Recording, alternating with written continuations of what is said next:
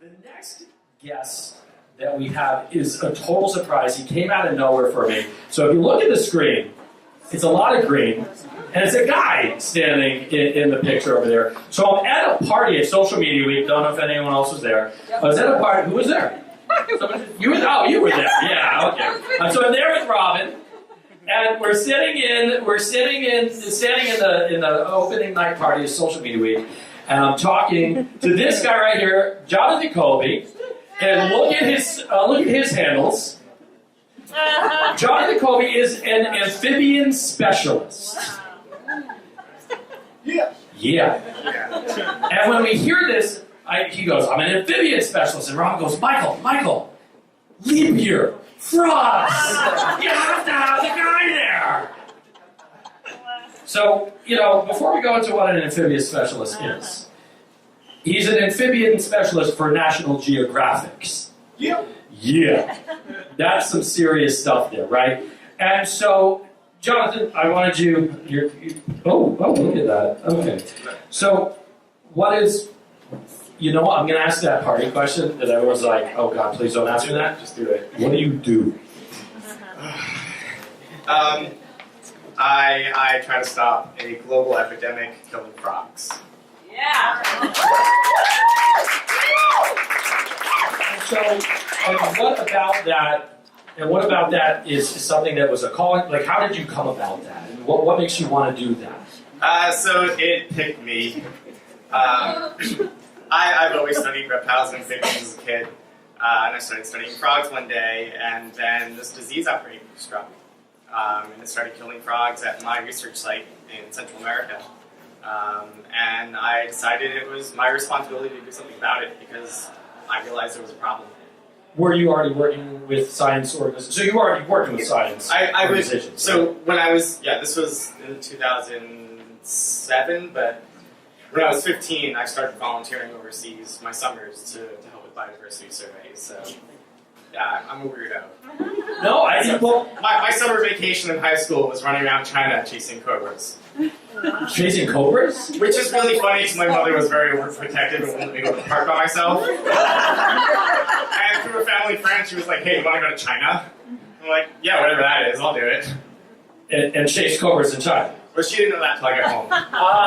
How did your mother react when you told her you were... She told me not to do it again. So I've been doing it for 20 years. Did you ever get bit by a cobra?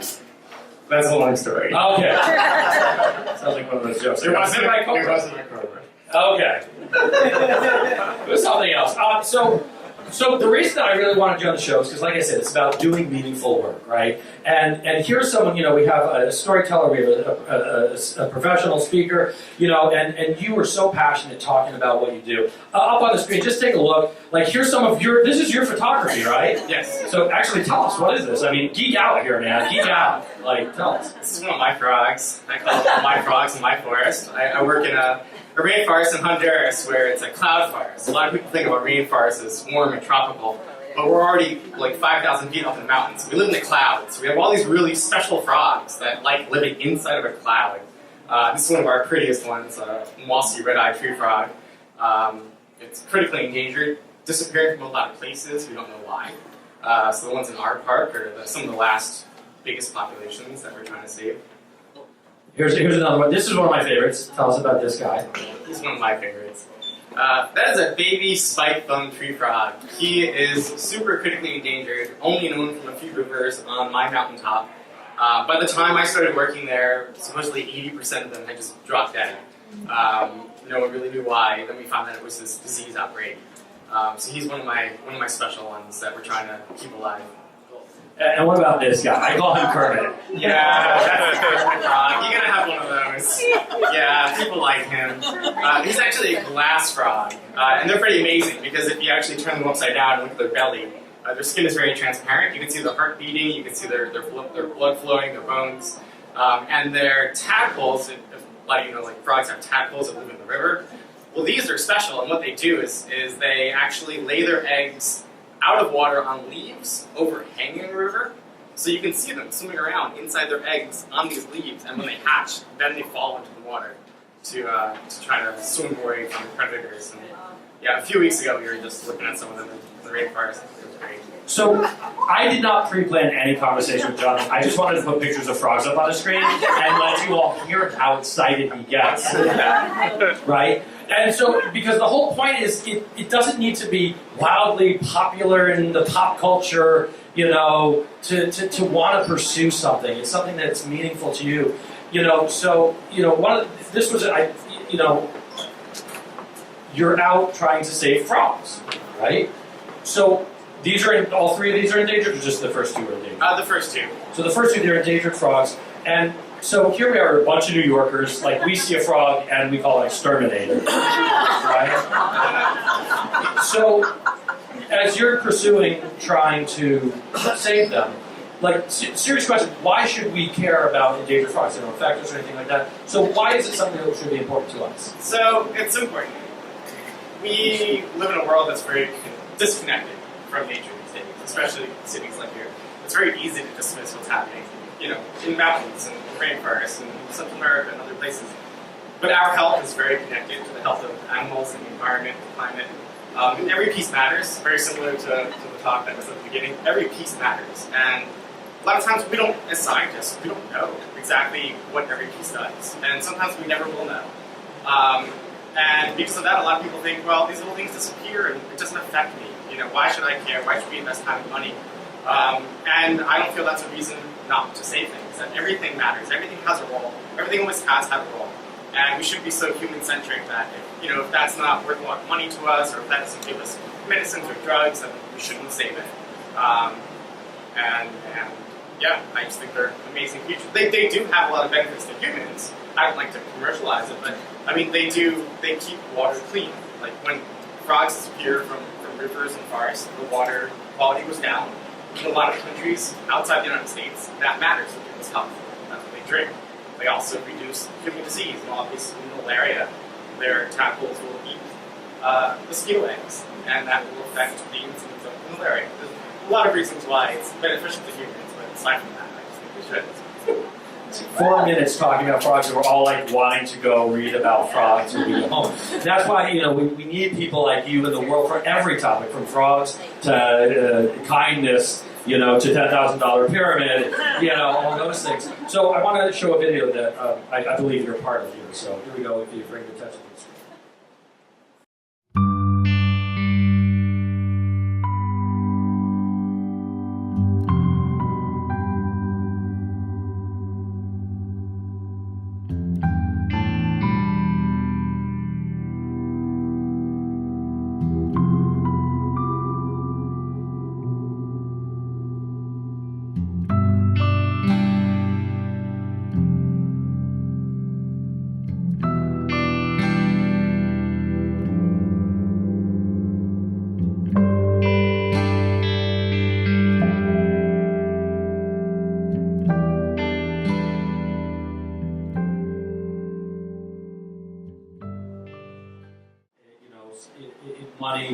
There's no money you can pay to just get inspiration. And so starting the Legacy Show number 2, which is this one, we will pick one organization that we are fundraising for. It is an opt-in fundraiser only. So in the back, Phoebe does have a bucket on your way out if you want to put $1 or 50 cents in. It's going to go right to Jonathan, who is part of, I'll let you just explain the Honduras HARCC.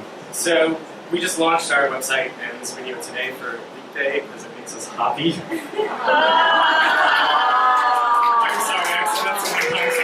I can't say it to my friends anymore. I'm a scientist, alright?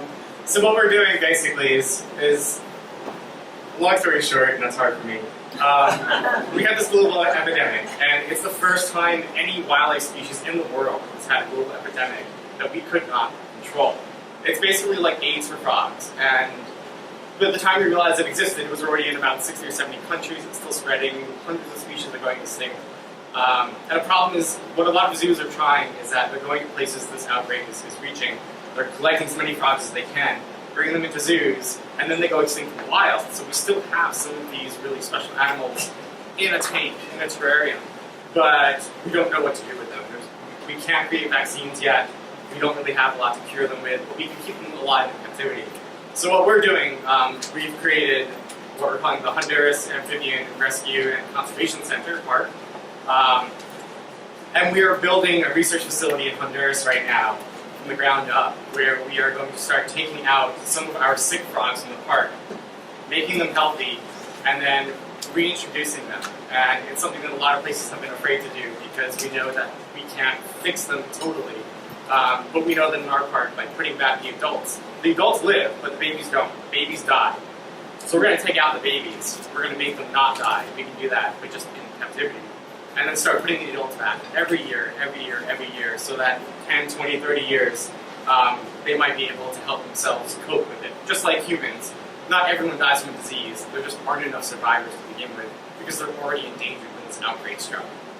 So we're going to be one of the first research facilities to actually try to keep the frogs alive in the wild and not just inside the zoo. So, At the beginning of the day, I said, imagine a world where everyone got to do work that was meaningful to them. Living example of it. Jonathan Kolby, my frog coach on Instagram, on Twitter, and on Facebook. We just started our website today. It's frogrescue.com. We're very excited that's called Frog Rescue. Frogrescue.com. Yeah. So there you go. We got that. Frogrescue.com. And again, in the back, it's going to be a bucket on your way out. If you want to put something in, even if it's a buck, then I'm just going to hand it right over to him at the end of the night to bring back with him. Jonathan Kolby.